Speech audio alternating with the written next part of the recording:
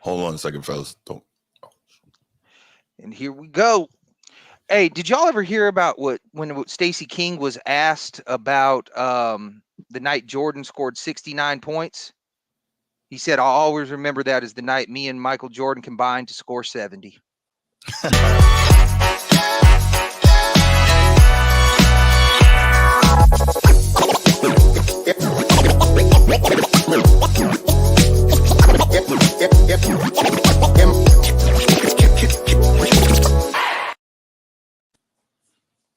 What's up, y'all? We are the Hoopstorians. I am Tony Styles. That is Unique. Down at the bottom, we got Bruce from the Format Podcast joining us tonight. Let's get into this day in NBA history. This day in NBA history, March 1st, 2009. Darren Williams of the Utah Jazz dished out 20 assists in a 112-104 win over the Warriors. Neek, I'm going to throw it to you first on that. What do you think happened? He was neck and neck with Chris Paul for best point guard in the league, Hmm. and then dramatically fell off. What do you think took him from arguably the best point guard to, bench rider and then out the league? Injury and trade. I don't know. Like it seems like a mental thing, to be quite honest. What And you what got was for us, also, Bruce? I definitely think that it has a lot to do with the trade.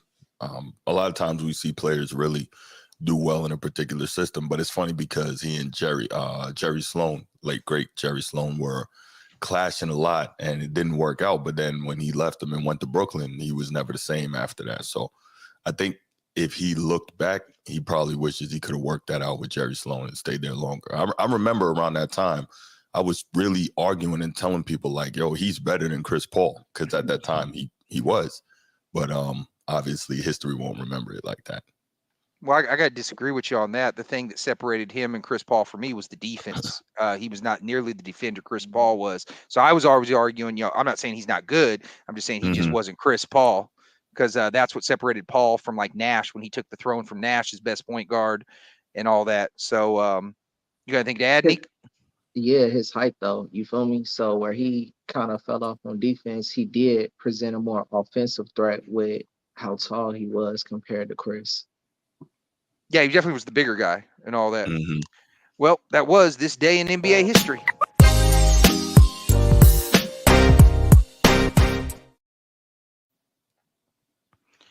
So I want to get into this with y'all. LeBron James is 9 points away from 40,000. He has scored at least 10 points in 1,213 straight games, or roughly, if you want to go with 15 straight seasons of games. When was his Hmm. last one? '07, I think. January of '07 is last time he didn't do it. So 17 years overall. So he's definitely getting 10 points tomorrow. He's definitely cracking 40K. I wanted to know, where do you think LeBron ranks? And I'll ask each of y'all, and then we'll go over mine, and then we'll kind of average it out. Where do you think LeBron currently ranks? Is he a top 5 player, top 10 player, top 15? And we'll just go back and forth, and I'll kind of work it way through the division. Some of the top guys, and we'll see if you, for just this season, would you rather have that? Not moving forward. If you could only have this player for this season versus LeBron, who would you have over? So we'll start off in Phoenix. I'll throw it to Bruce first, and we'll go to Nick. Would you rather have Kevin Durant this season and Devin Booker over LeBron, or one or the other, or where would you be at on that? I would rather have Kevin Durant. I think he's a better, more skilled player, and also, of course, he's younger, not Mhm. significantly younger, but he's still younger. So I think that helps a lot. Yeah, I'd take KD over LeBron this season. What about Booker? Oh, Booker's tough, man. Booker is. Ooh, I'm not a LeBron guy, but that's tough. Booker's a problem. Uh, that's a toss up. I can't even decide on that. It's tough. Okay, so we'll say you have LeBron over Booker. What about you, Nick? Where you at? This season, LeBron,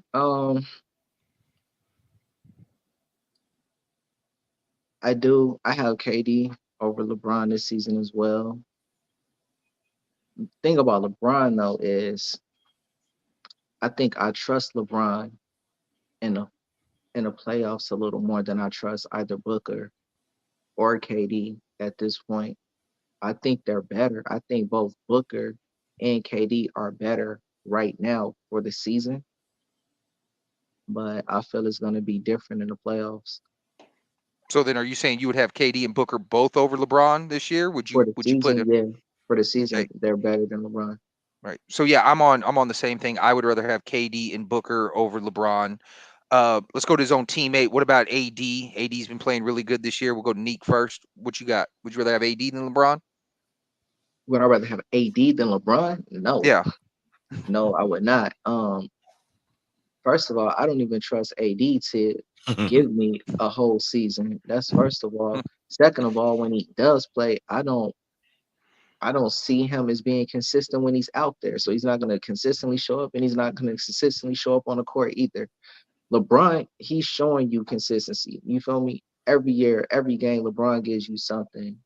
AD be taking too many days off. So no, I don't feel like he's better than LeBron. I don't think he's better skill wise, and I do not think we have more potential to win with AD over LeBron. So no. What you got, Bruce? I think this year and this year alone, I'll go AD over LeBron. Normally, you can't count on AD or trust him to be there when you need him, but this year he has not missed a lot of time due to injury. Now we still got some time left in the season, so knock on wood, he'll continue to play. I think he's 26, 12, and 2.5 this year, so really putting up outstanding numbers. And he's the guy because we know that at this point in his career, LeBron just can't give you he can't give you what he gave you the other night every night. And so you need someone like AD who has been consistent this season. We keep saying this season, we need somebody like AD. So for this season and this season alone, I'll go with AD. Yeah, I think AD has definitely played better. I still wouldn't go with him because, and it's not happening as often, but I see AD still drifting in and out of games. His focus isn't all the way 100% locked in. And shout out to Killer Cam.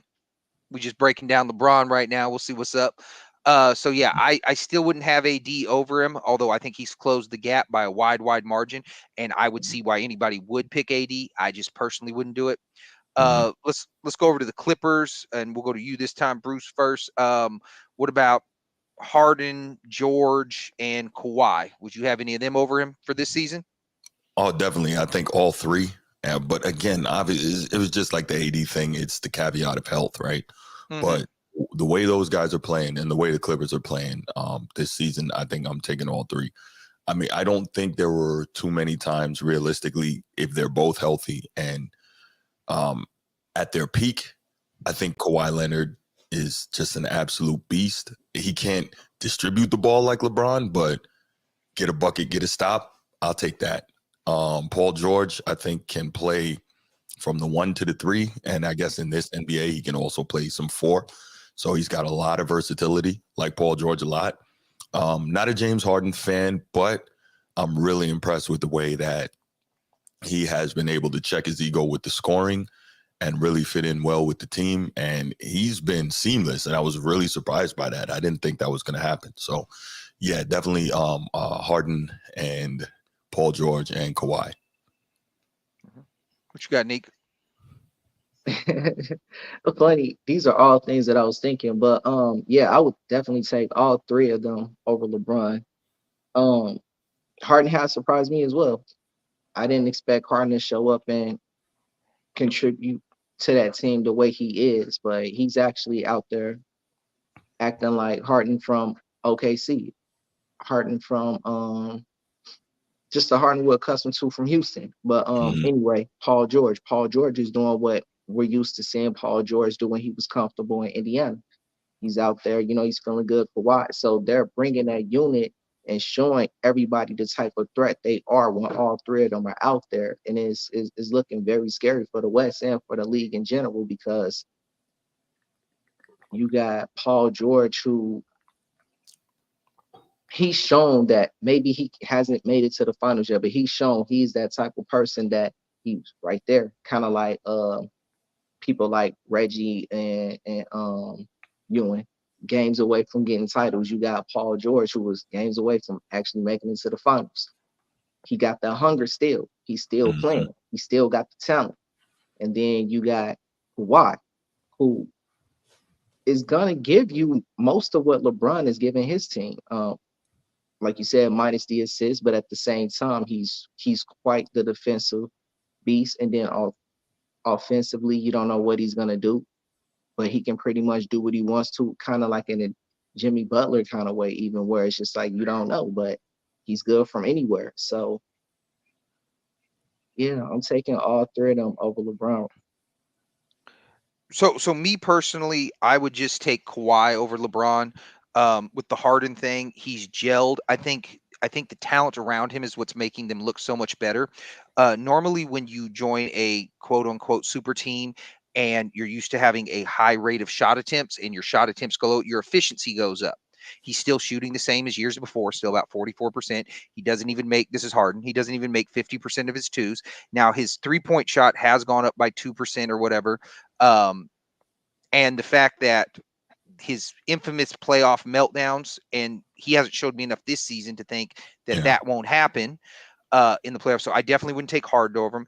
George has a better argument, but George isn't nearly the efficient-minded LeBron is. He's only at like 45%. He only distributes the ball about under 4 assists a game. He's only getting like 22 points, things like that. So, I mean, if you do pick George over him, like I said, I can't fault you. I just personally wouldn't pick I personally wouldn't pick George over him. So I would just have What's going Kawhi on? over him. So what's up, Big Pontiac? So yeah, so there we'll go on. We'll keep moving it up. What about in Sacramento? We'll go to Unique first. Would you rather have Sabonis or Fox over LeBron? Sabonis, yeah. Actually, this season I would. Sabonis has been beasting out there. He's He's giving tough. the huh? He's tough. Yeah, he's giving the consistent. I don't know his numbers, but he's been quite He's consistent. 20, 13, and 8. Hmm. 2013 and 8. 2013 and 8. He shoots 62% from the field. He shoots 42% from 3. His free throws is really his only, well, I mean, as a center, power forward, whatever you want, 0.5 blocks really ain't it. But really his what is it? He's like 63% from 2, and he's like 69% from free throw. So from the line. So really his free throws is his deficiency. But so is LeBron's. So yeah. But yeah. So I'm taking, and then Fox, yeah, I'm taking De'Aaron Fox over LeBron this season as well. Okay. What about you, Bruce? Neither. Sabonis is having, well, both of these guys are having really good years. De'Aaron Fox quietly doesn't get a lot of shine because of all the really good guards in the league and in the West. But Sabonis, I was just looking at his numbers the other day, and I'm like, this dude is out here killing. He's a beast. But I think that in a playoff situation, man, I don't know that you can trust those guys over a LeBron. I mean, he's just been there and done that too many times. So I got to go with LeBron over both of them. I don't think the gap is as huge with LeBron and a lot of other players as it used to be. But in this situation, I'll go with LeBron. So I would go with, I'm not a fan of Fox. Fox hasn't showed me enough. He scores, he scores at a high rate, but he shoots at a high rate. There's nothing necessarily special about him as far as upper echelon. I mean, special about him, they can drop 27 a game. But saying when you get in the other 27 and you compare it to people around his level, nothing special about him. He's one of the worst high scoring people in the league. So I wouldn't have Fox at that over LeBron. I would have Sabonis. I think Sabonis is a upper middle class Jokic. So Yeah. yeah, I would definitely would have Sabonis. I think on a better team with better scoring, better playmaking, just better overall, I think you would really see what Sabonis could do and how much he could really affect games. So I would have Sabonis over him. Let's move on to the Warriors. What about Curry? We'll go to you first, Bruce. You got Curry over LeBron this year? This year, yeah. Curry is balling out. He's doing his thing. Yeah. And I think again, he's not quite as old, and being the size that he is, like LeBron's size takes a toll on his body. I mean, he does a great job keeping himself in condition, but just carrying all that around is tougher on your joints, tougher on your muscles, all of that, your ligaments. And I think, excuse me, Steph has less of that to deal with. So that, in conjunction with the fact that obviously, you know, when you're a pure shooter, that's one of the last things to go. That's going to stay with you for a long time. So yeah, I'll definitely take Steph this year over LeBron.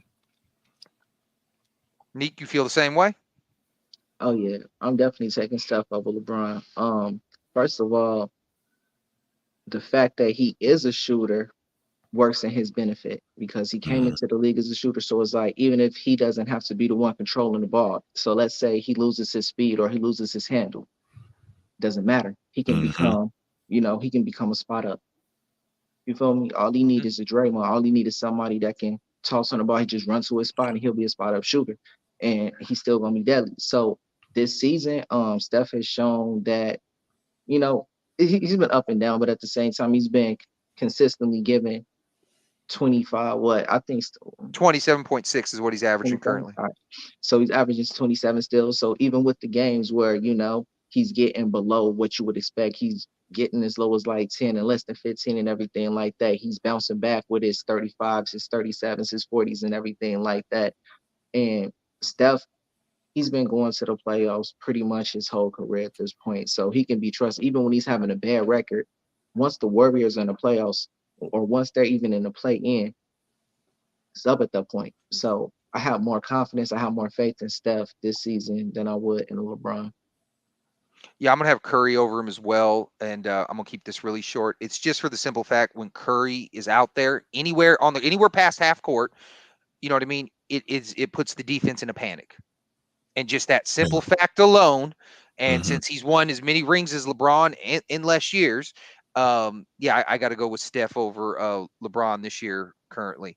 So let's go with Shea. What about you, Nick? You got Shea over LeBron? Shea might be one of the best players in the league, period, this year. So yeah, because where I have LeBron, I'm not even sure LeBron is in my top 10 yet. But as far as Shea, I don't have him past my top 3. So, No, yeah, he's got one of the best records. He's dropping 31 a game, 31, 7 and 6, 55% from the field, almost 40 from 3, almost 60 from 2. He's shooting almost 90 from the line. So yeah, the efficiency is crazy. What about you, Bruce? What you got? Yeah, SGA. I'll take him over LeBron. He is killing this year. And quick side note on SGA, I thought this was interesting. I was just talking about this earlier tonight. Somebody asked him his all-time starting 5. He doesn't have LeBron on it. I thought that was pretty cool. Who was it? I think he said it was Magic, Mike, Bird, Timmy, and Shaq, which is a very good starting 5. That's almost mine. So for a young cat, I was pretty impressed with that. I was like, what? That's not normally what you hear. So I thought that was pretty cool. Well, they put I saw a meme not too long ago, and and by the numbers, it is correct. Now, if you want to talk about impact, whatever, we can talk about different. But by the numbers, his season right now is better in the totality of the numbers. His season right now is better than any Kobe season. If you factor in 90%, 55% from 2, 40% from 3, those all numbers kill Kobe. Kobe had 4 more points, but he's got a point of a block, point of assist, same assists, and all that. So if you factor in those things statistically, I'm not talking about impact or anything like that, just purely statistically, his number right now are better. And that is a really impressive thing to say. And that's also where we get to numbers lying. I got you, but I'm still saying, but if you have statistically better, but if you have a statistically better, I'll tell you what, I would take a statistically better season than anything Kobe put up. I wouldn't. So you'd rather have a statistically worse season than anything Kobe put up? No, so let me understand this correctly. You're saying that you would take this season that SGA is putting up over any season Kobe had? Because I'm saying as Tony Styles, I would love to be able to say I had a better statistical season than Kobe. Oh, I get it. Okay. Yeah, that would be cool to be able to say that, but any one of us would like to be able to say that, and then a rational basketball mind says so. Right. You know what I mean? Like that's Kobe. So I mean that's that's where we've gone too far. Not we as in the three of us, but we as in modern day basketball culture and placing just too much value in numbers. But I get what you're saying. Yeah. So I'm just saying it's still a cool thing to have at what 23 or however old he is. Yeah. So let's move on. Obviously, I think this is going to be a quick one. We'll go to you first, Bruce. You got Jokic over him? It's tough. I know. Yeah, for what Jokic is doing, yeah. I'm not a big Jokic guy, but for what he's doing in this day and age for his team, yeah. What about you? Yeah. What about you, Nick? You got Jokic over him? I mean, Jokic doing what, 25, 12, and 9? Mm-hmm. And all why not caring about numbers? See, because LeBron cares about his numbers. That's right. LeBron cares about his numbers. Jokic doesn't give a fuck what his numbers are. But we know why LeBron cares so much about numbers, right? Well, that's part of his legacy.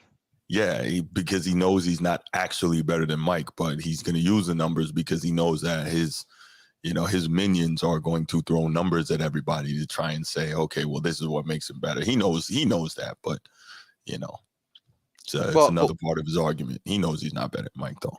Well, I'll tell you what's crazy when he argues that. This is what's always been crazy to me about LeBron is when he argues he's the greatest because he has the 2 hardest championships of all time. Neither one of those championships were harder than the 95 Rockets. You will hear me on this podcast nonstop arguing about how they're. First off, how is your bubble championship when you had the exact same terms as everybody else, the hardest? Your championship was no harder than the Heat. Your run there was no harder than Heat. How is that the hardest? So yeah. So but I do understand LeBron caring about numbers because if you have a chance or to be in the argument of the greatest, and you have to take every angle you can. You got to take everything. That's right. You're absolutely right. So there's nothing on this. Let's move on to Minnesota. Neek, what about you? Do you got Cat? I'm gonna even throw Gobert in here because Gobert's having a hell of a season. Defensive Player of the Year, front runner, I think, right now. One of the best teams in the league. So Gobert, Cat, and Anthony Edwards. Would you have any of them over LeBron?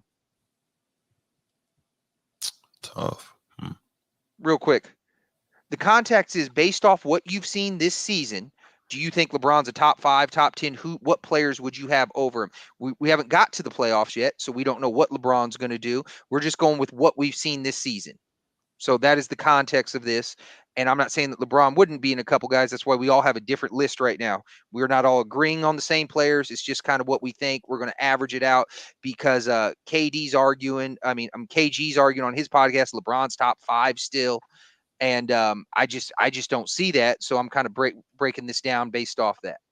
So anyways, what about you, Neek? Would you have Gobert, Towns, or Anthony Edwards over Braun this season? I would not have Towns. Edwards is hard because Edwards, I see him on the verge of becoming one of those talked about players for the next few years. Edwards thinks he's the best player in the league. He's supposed to think that. Right. Not everybody does, but not everybody does. But you can tell he really believes that. Yeah. And that's what it's going to take for him to actually become it. He has to be the one to believe it. And the fact that he does, I'm taking him over LeBron. So like I said, I'm not taking Cat. I am taking Edwards over LeBron. Like you mentioned, we haven't seen the playoffs yet, so he could possibly surprise in the playoffs. He might turn up. He might, go crazy. We don't know yet. And Gobert, I like Gobert defensively, but I don't know that Gobert is going to give me enough offensively to take him over LeBron this season. No, I got that. I just got to give Gobert his flowers. He had a rough first season in Minnesota, and he's playing awesome this year. What about you, Bruce? What you got? Anthony Edwards, but not the other 2. I got no respect at all for Cat, man. No. And so, I mean, listen, I'm not trying to say he's a bum, right? But I come from an era. Let me say this. I was in high school when Olajuwon was winning back-to-back championships. So that tells you I come from the big man era, right? Who was in that era? It tells me you've aged. Mutombo and Shaq, right? And Zoe and D-Rob. I was in that era. So Cat, he does nothing for me. Like, he, in my opinion, like, it's cool you can shoot the three, but you're too big to be hanging out there. You should be bodying people and doing work. Like, come on, man. But so I don't believe in him. Also, he doesn't really show up when his team needs him. But and Edwards got that dog, man. He's a savage. And I think, to me, Ant Edwards is what John Morant wanted to be and should have been, but he couldn't stay out of trouble, and now he's injured. So Ant Edwards stepped right into that void and took it over. So he's that young guy in the league that's gonna be, quote unquote, him, as they like to say. But Gobert, I think he just doesn't have enough offensively, so you can't say you would take him over LeBron. Like, you love the defense, Stifle Tower and all that, but nah, you gotta. So Anthony Edwards, that's it. So I'm about to go into my answer right here. So, is record being considered in these arguments? So, Anthony Edwards this season is 27, 5-5, and he's shooting about 46, 47%. So, obviously, his efficiency isn't there. He's about a point more than Braun. He's less in rebounds, assists, things like that. However, though, I wouldn't pick the other two. I would pick Anthony Edwards because what he's doing is working. They have the best record in the West. So his 27, 5-5 works to lead to wins. So I would do that. So LeBron, I always use this example of Jason Kidd. LeBron, when you're one of the best players in the league and you understand it mentally, you can manipulate your way into wins. You manipulate the game. The whole game you manipulate. And the best example I ever saw was Jason Kidd. Jason Kidd would consistently go 3 from 11 from the floor, score 8 points, and be the best player out there. And I watched him do it. Huh? Yeah. I didn't see that. I didn't see that as manipulating when Kidd was doing that, because he was hitting the glass, he was running the break, he was finding the right guys. Like, Kidd was never a scorer. He was a pure point guard, and he defended, and he rebounded. He was always a triple-double threat, but one of those, like, 12 points, 15 assists, and 12 rebound guys, not the 20-point triple-doubles that you see from a lot of these guys now. So I don't think that was manipulation. I think that was effort, and that was skill. I think it's like two different things. Well, here's where I think it's manipulation in that regard. What history has showed us, we'll just use this, since the 3-point line has came out, right? There's been one team to win a NBA title that didn't have, at some point in their career, it doesn't necessarily have to be that season, but a 25-point a game scorer. Okay, so what history has showed us is you need a dominant scorer to win. That's what it showed us. You look, 2004 Pistons, right? that's the only one, correct? Yep. Everybody else has had one. Yep. So Okay. so that's what it showed. So he has showed us that actually I can shoot 27%, I can score 8 points a game, and I can be the best player on the floor. That is what the manipulation means, because scoring obviously is the most important component, because there's never been a team to outscore a team and lose. You can out rebound a team and lose. You can out pass a team and lose. You can outdo everything, but you cannot outscore a team and lose. So that's what I meant by that. So LeBron is what I'm saying is, when he would come out with his little, he could have an 18, 12 and 12 game. He could have anything and still be the best. He can put up these monster games now, but they don't lead to wins, because he's lost that ability. So they're hollow stats in that regard. It's about his number, not at the benefit of the team, and it's about his numbers at the cost of the team sometimes when he needs his 10 or whatever the case may be. So that is why I have Anthony, because like I said, his 27, 5-5 leads to wins over and over again. Let's go to let's just throw this out. Would you rather have Wembyana this season, Bruce, over LeBron? Ooh. So let me start this off by saying I did not believe in Wemby at all. With all the preseason hype and all that and everything we were hearing for like the last couple of years, I'm like, yeah, please, whatever.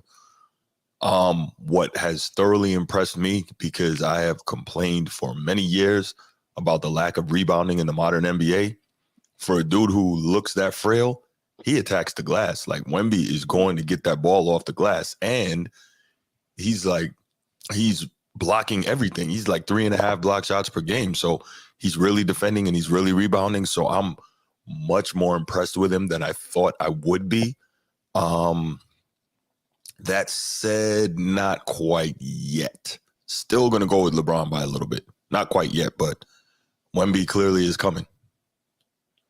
What about you, Nick?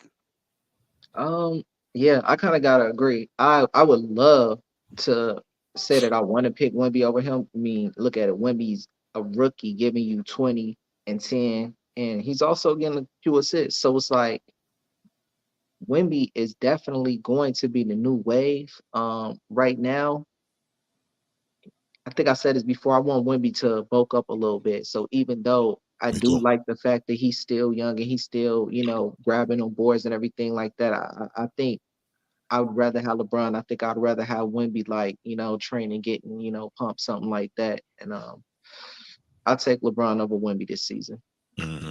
I would take LeBron too. It's just like what I said about the Anthony Edford. They're hollow stats at this point because they're Yeah. one of the worst teams in the league.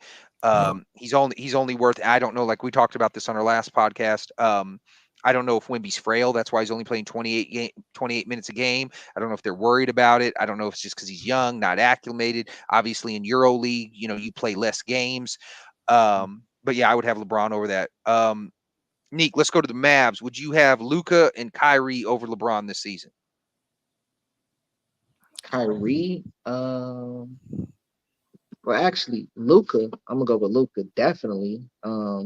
Luca's one of those players that I'll probably have over what I think there's maybe 3 or 4 players this season that I might have over Luca. But other than that, yeah, the way Luca's been playing, this is a MVP potential player this season. So he's definitely over LeBron.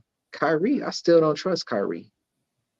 Like Kyrie hasn't really, for me, he hasn't shown that he's going to show up where we need him to. I do acknowledge the fact that Kyrie is scoring like 20, 25, something like that. Um, but even with that, he's still not consistent. So no. What about you, Bruce? Luca, yeah. Even though, yeah, no, there's no even though. Luca's Mhm. killing this year. I would prefer that maybe he toned down the scoring a little bit and learn how to play off the ball and help others get more involved. But he is absolutely killing. So based on what we're seeing this year thus far, yeah, I'll say Luca. Um, hmm, Kyrie is tough. Yeah, just Luca. I don't think Kyrie. Yeah, I wouldn't have Kyrie either, just because of all the headaches. Kyrie, I mean, he's 25, 5-5, just because all the Mhm. headaches he brings from the basketball standpoint. Actually, I used to date a girl from his res, and she sung his praises. He shows up, he puts money into his people out there, giving everybody shoes and things like that, and that's all great. But if we're talking just purely from winning Mhm. basketball games, it's just too much of a headache, too much of a problem. He never plays a full season. We're what, 60 games in, basically he's played something like 37. So I mean, he's Mhm. not eligible for any NBA awards or anything like that. Yeah, I just Luca, on their hand, definitely. Luca is 34, 10 and 9 basically. Mhm. He's Thank you, shooting man. 49% overall, but he's shooting over 10 threes a game. So yeah, I got Luca. I don't even care so much about the scoring. It's the bitching. It's the constant bitching. Yeah. Every Yeah. call, it's a complaint and a bitch, and it's hard to watch him. To be honest with you, I'll watch a highlight pack, and I hate watching highlight packages generally, but I will watch a Mhm. highlight package over watching Lucas. So I don't think he has a lot of watchability, but yeah, I would definitely put Luca over that. Um, let's go with Miami next. We'll go with you first, Bruce. Would you have Bam, Jimmy, or Tyler over LeBron this year? None of them. None of them. None of them. Especially not Bam. For the life of me, I cannot understand what it is with people in Bam Adebayo. I am so unimpressed with that dude. I think he is so overrated. I think he's a solid player. I I don't see anything special or exceptional about this dude. I just don't. So let me get off my tirade on Bam, but nah, none of them. Now, if you're talking playoffs, you can probably expect playoff Jimmy to show up, but again, we're not there yet. So based on what we've seen so far, no, LeBron. What about you, Neek? Um, no, I wouldn't take any of those guys over LeBron. I'm not taking Hero over LeBron this season. I'm not taking Bam over LeBron this season. I'm not taking unless his playoff buckets. I'm not taking him over LeBron either. So during the season, no. From what I'm seeing, at least, I don't. feel confident about either one of those players over LeBron yet. I wanted to ask you though about what you said about Bam though, Bruce. I mean, Bam's what 20, 11, and 4. I mean, that's some exceptional numbers. 20 and 10 is a real number. Plus with I 4 don't. assists. I just Hmm. I watch this dude and I'm like, Mhm. I don't see it. I don't see it. I mean, to me, obviously the numbers in the modern NBA are inflated, so there's that. But I Mhm. mean, Bam just seems to me he's a hustle box. I'm sure he's coachable. I'm sure he's a good guy. I just don't see anything special at all. That's me though. I just don't see it. So with me, with the way they've been playing this year, Bam would be the closest one, but Bam relies on so many others to get him involved and all that. With the defense focusing more on Jimmy, Tyler, and the shooting. So no, I wouldn't. I would have Bam this season though, closest to him. Like I said, with play when what was it, the first round last year when Jimmy turned into what 87 Jordan for like 5 games. Yeah, yeah. Yeah, I mean that was crazy. But no, just over this season I would. And then on top of it, they're not even winning like that. So they're an Hmm. afterthought in the East. So no, I wouldn't have any of them over that. Let's go with Atlanta. What about we'll ask you No, first. So you already got nobody? Okay, well what about you, Neat? You got Trey I'm done. Young over him? Trey, hey, just to let you know, Trey Young is 26 and 11 this year, He but the is. team He is is. but the team is 7 games under 500. So take There you that for go. what you will. So what about you, Neek? You got Trey Young over him?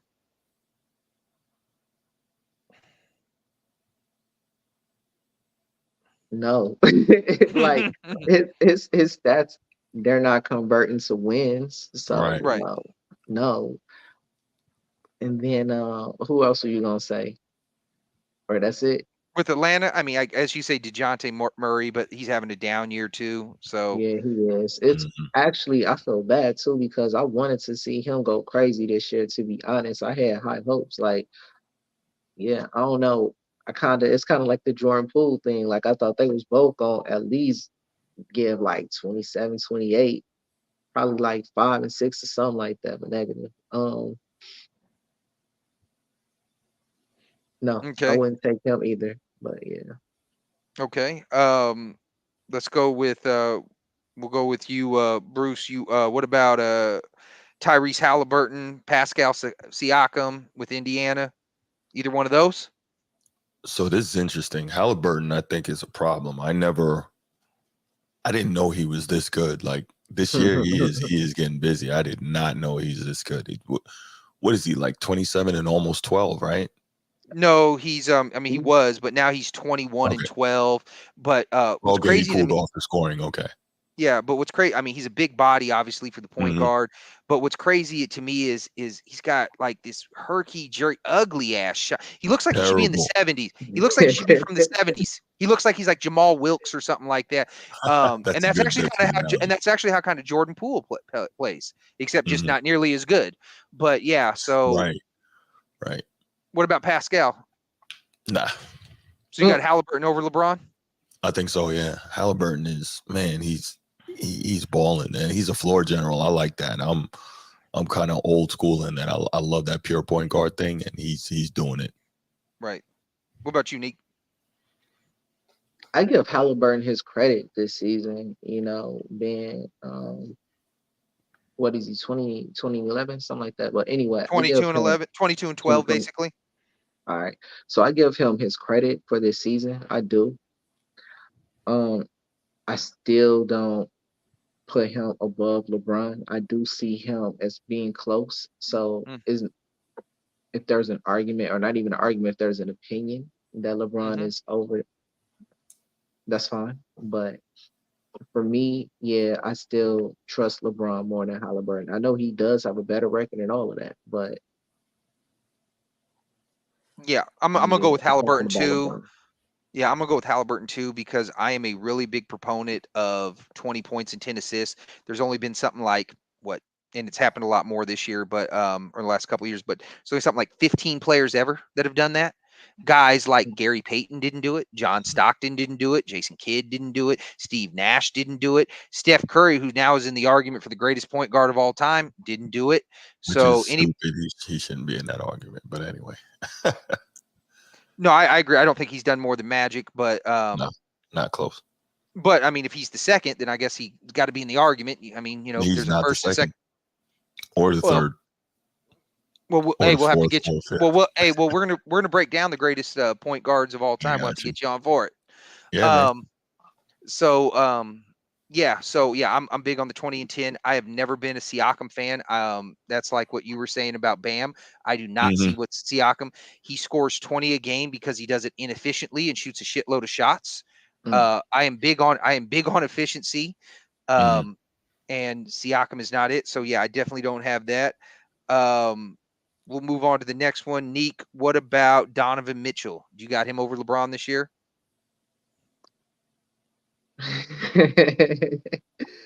So Donovan Mitchell, hold on, I'm gonna have to what's their record this year? 38 and 20. They're second in the East right now. Mitchell is scoring 28 a game. He's at 6 assists, 5 rebounds, almost 2 steals, half a block, which is really good for a 6'1" guy. Yeah, it is. He's shooting 47% from the field, 37% from three, and 55% from two, 86 from the line.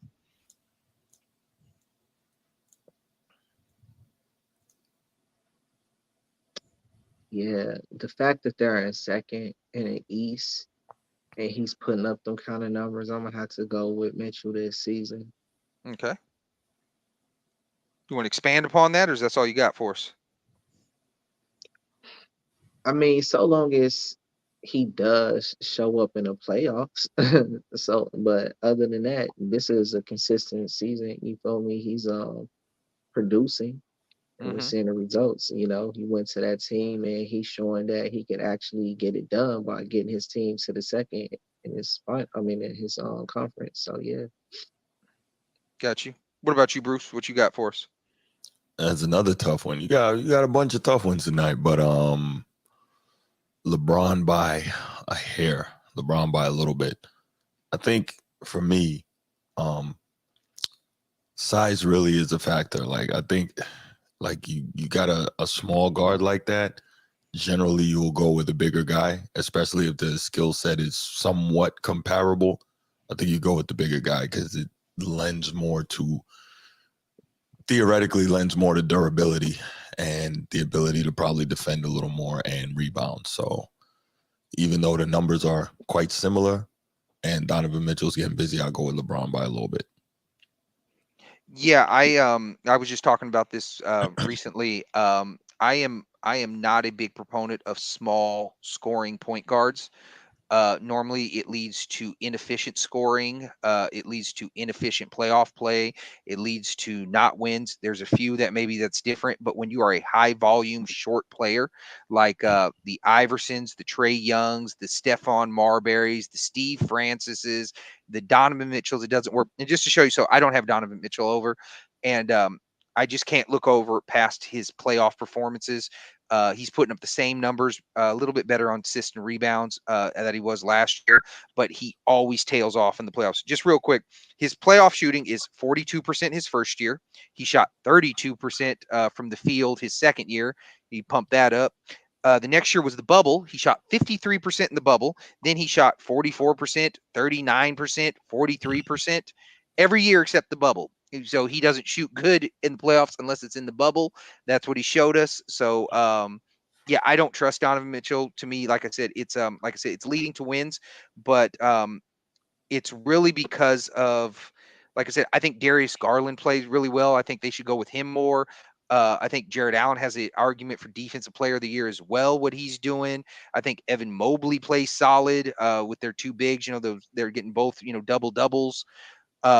So yeah, I don't have Mitchell over him.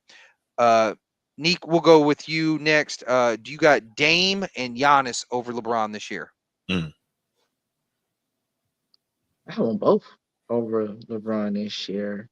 Um, Giannis, again, one of those consistent MVP caliber players season after season after season. This season is the same.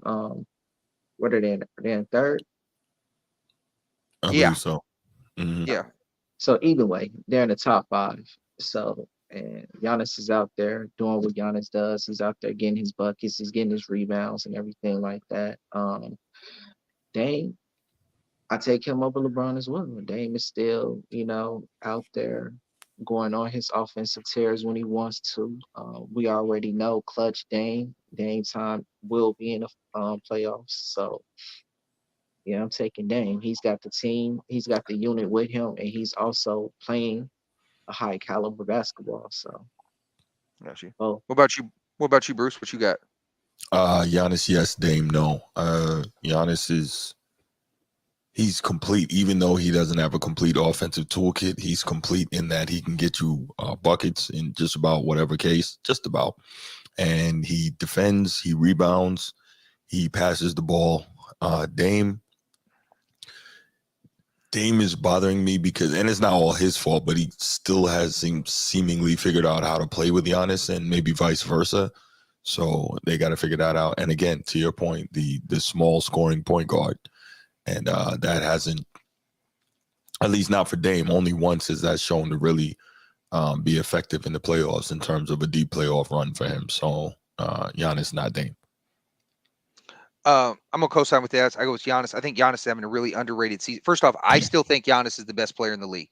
I think his defense is what separates him from Jokic, Yeah, because that seems to be yeah. the argument. So yeah, I still think Giannis is the best. Giannis cares about winning. He brings intensity. He brings it in the practice. He brings it in the weight room. Um, yeah, so I still think Giannis. Dame for me, Dame is extremely. He's way inefficient this year from the offensive perspective. I do what he does for them in closing time, but we see the negative effects with his defense. Just to let you know, Dame hasn't had a positive defensive box plus minus score since 2018. I think his defense is atrocious, Ooh, and he's dang. only had I it, can and see he's that. only had it, and he's only had it twice his entire career.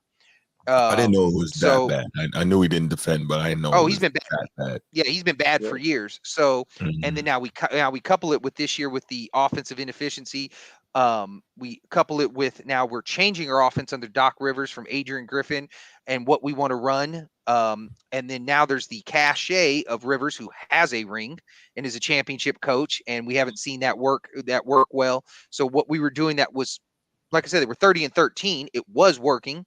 It just wasn't working as well on the defense, but they gave up one of the best defenders in the league. What were they Mhm. expecting for one of the worst? Right, right, They were right. trading defense for offense, and they knew that. And what I thought they did to Adrian Griffin was really shitty, and I'm not really a fan of it. So yeah, I have Giannis over him. Let's go. Where do I want to go next? Let's go New York. And we'll go with you first, Bruce. What about Julius Randle and Jalen Brunson? No, not Randall, and Brunson he's balling out of his mind this year, but I still don't think I could take him ahead of LeBron. I think Mhm. he's relatively efficient for his size. I mean, he's basically taking it all on his shoulders in a major market like that. And, for that team that's just begging for a superstar, and he's doing everything he can do. But yeah, I think LeBron is just a different level. So yeah, I wouldn't take either one over LeBron, but Brunson it's not, I don't think it's a huge gap, but I still have to go with LeBron. What about you, Nick? Mm. I feel like I'm taking Brunson over LeBron this season. I was seeing it early on this season. I knew that Bronson was going to be a problem. It was just something in the way he was playing. There was a hunger in him. It's been translating to what is 27. Yeah, 27, 6 and 3. So, I know you guys don't like the small guards, that be scoring. I actually do. I'm a fan of them. So I don't dislike him. I understand where he's coming from on I that. do He too. says I it. definitely do. Yeah. Yeah. They could possibly be a liability on defense. So Hmm. I definitely get it. But I like the fire. I like the hunger of him. And I think it's actually doing something that's contributing to the way Randall's looking, because he's looking good on paper. Hmm. So I don't want to discredit him. I don't want to discredit his stats for this season. I, I, I feel like the dog and LeBron is still there enough for me to edge LeBron slightly over Randall this season. So I would say Brunson over LeBron, but I would say LeBron over Randall. Right. So I co-sign with you on that, Neek. And you actually kind of shortchanged his stats. He's really more like 28, 7, and 4. It's not so much that I dislike the small guard. I dislike the small guard because it turns into inefficiency. I'll put it this way, like Steph, we can call him a small guard as well, but they were efficient. As long as you're efficient, it works. But it turns out too many times, not like he was saying, the size really helps you. And then when you look at like a Donovan Mitchell, this dude's scoring 28. Why is he shooting 32% from the field in the playoffs? There's no reason that dude should ever shoot 32% for a playoff series. So I'm with you on Brunson. He's another herky jerky kind of guy. He's in a big media market. There's a lot of pressure on him, and he's winning. So yeah, I have to have him. I have to have him over LeBron. I said this last year. I stand by this. Brunson was the best guard last year in the state of New York, and that was when Kyrie was there too. So Brunson, yeah, I have Brunson over him. So yeah, let's move on to Philly. We'll go with you first, Neek. Would you have Embiid and Maxey over LeBron this year? I'd have to. What's Maxi's numbers? 26, 6, and 4. He's shooting 45%, 38 from 3, and 87 from the foul line. Embiid is an obvious yes. As far as Maxey,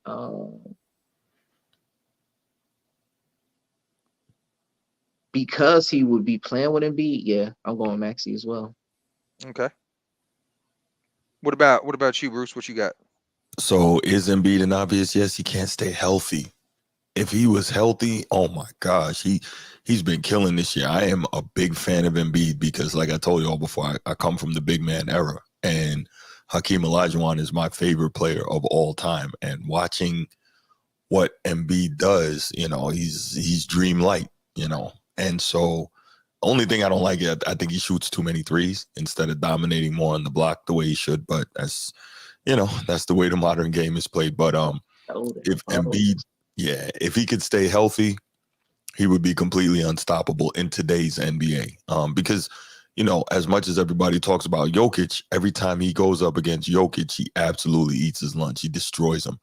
And so, I think LeBron over both of them, but it's just a shame Embiid can't stay healthy. Maxey is really playing well.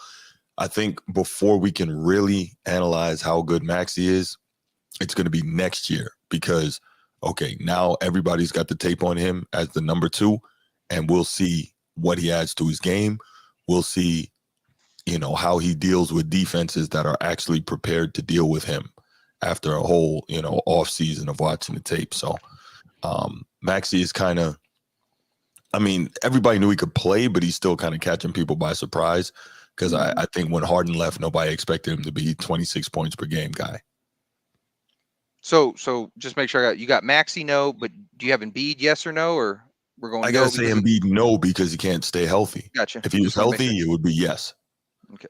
So I want to say this. So I have Embiid, yes. I just can't ignore 35, 11, and 6.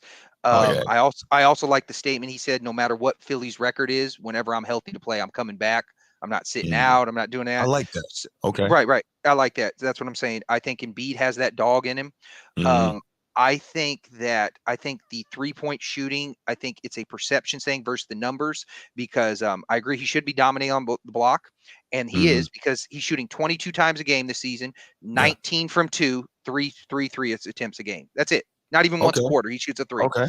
So yeah, he's 35, 11. I'll tell you what, he's really improved his passing. When he first got in here, he's up to almost 6 assists a game. So yeah, I don't think he's dreamlike. He's big. He's not as fluid as Dream. That's what really separated Dream. He's fluid. And while we're on the Kobe thing, like the dream thing with Kobe, I want to say this because I compare dream to Kobe. Kobe was not nearly the athlete I think like a Jordan LeBron was. He didn't run as fast, he didn't jump as high, but he was so fluid in his movement, and I think that's what helped him. I think that's what helped Akeem. So yeah, I got to have that. Maxey, I was saying this all year long, and I don't know if I'm going to change it, but I'm definitely less off this. Moving forward, I would rather have Maxey than Embiid because of, like you said, the ability to stay healthy. I would rather take 80 games of Maxey than 50 games of Embiid. Yeah. Now, but what happened to me is when I said that, Maxey was averaging 27.6, and since Embiid has gone down, he's got now averaging 25.9. Well, his scoring number should have went up. Even if his efficiency, his scoring still should have went up. So yeah, I'm off. So definitely not Maxey. I do have Embiid over him. Let's go with who would be the next one? Boston. Celtics. Yeah. So we got Tatum, Brown. We'll even go with Porzingis because Porzingis is playing awesome this year. Even though I don't think anybody will pick over him. So we'll go with you first, Bruce. You got Tatum, Brown, Porzingis over him, or anybody on the Celtics. So, full disclosure, I'm a diehard Celtics fan. I have been a fan of the Celtics since Larry Bird was waving the towel in the old Boston Garden. I say that all the time. That said, this is going to surprise you. I do not pick any of them over LeBron, and there's a reason for that. I think if you could somehow combine Jaylen Brown and Jason Tatum, you would have a monster on your hands because Jason Tatum needs Jaylen Brown's mentality. Jaylen Brown, while a very good player, needs Jason Tatum's skill set. You see what I'm saying? Right. So yeah, they both have something missing. Porzingis, that not even really a discussion. Porzingis is taking advantage of the fact that those other guys are as good as they are. But I think Tatum just needs that thing. Like he's so smooth. His game is real smooth, and he can get hot and kill you, but he doesn't strike me as the type of player that will get mad and take over and look to destroy you. Like, I don't think I've ever seen that from him. And I think that's a problem. Jaylen Brown, he will get that way, but he doesn't have Tatum's ability. So he can't quite do it. Well, So it's like what why you were saying. Tatum's the bigger player. It almost sounds like he's saying Tatum underachieves and Brown overachieves. And when you combine them, you get what you get. If you combine them, you would have the best player in the league, like easy. You would have a monster on your hands if you could combine them. I got you. What about you, Nick? None of them. No. None of them too? Yeah. Porzingis isn't even in that league talent-wise, and to be honest, neither is Brown. Tatum could be, but like you stated, he's missing something. He's missing what Brown has. So that's right. So I don't have any of them either. Over them, I think Tatum obviously is the closest one. And if somebody picked Tatum over it, I would understand the logic behind it. They're the best team in the league, but no, I don't think Tatum's over that. So real quick, and then we got to go because that's our hour. But so Bruce, you have LeBron basically in the 11th best. I have him the 13th best, and Unique, you got him way down there. You got him 18th. So that comes out to an average of 14th. So right now, LeBron is about the 14th best player in the league. Do you guys feel that that is a solid rating and that's about where he's at? I think that, yeah, I do too. I just think that at the end of the day, we look at if there's anything like we look at what he's been able to do historically and what you think you can probably count on come playoff time.